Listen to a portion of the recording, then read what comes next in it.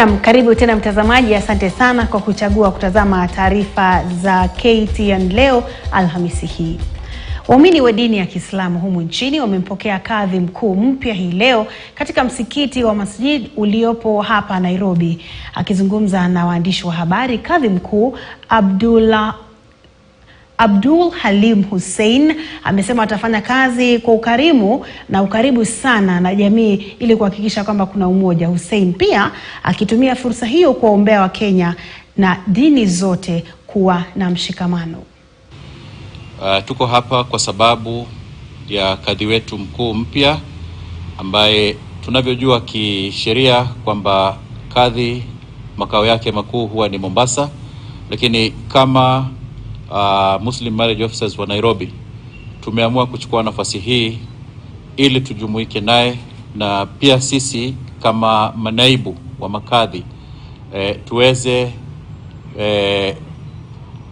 kukubaliana naye kama mubaya katika Uislamu, na zaidi ya yote vile vile tumuoneshe kukaribishwa kwake, pamoja na kwamba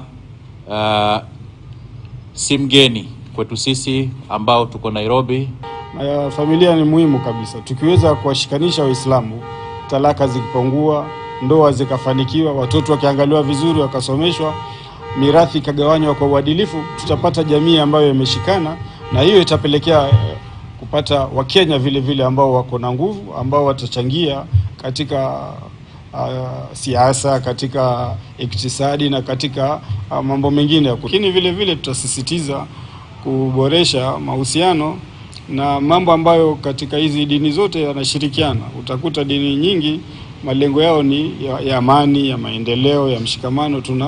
Tuna mahusiano makubwa, na tunapopatikana na shida ambayo inakabili nchi yetu, kwa pamoja tutaweza kuwapatia ushauri na sawa wananchi na kuwashikamanisha waweze kuwa na umoja na amani.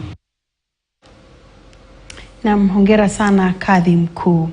Tukiendelea, Wasomali ambao ni raia wa Kenya wanaoishi ughaibuni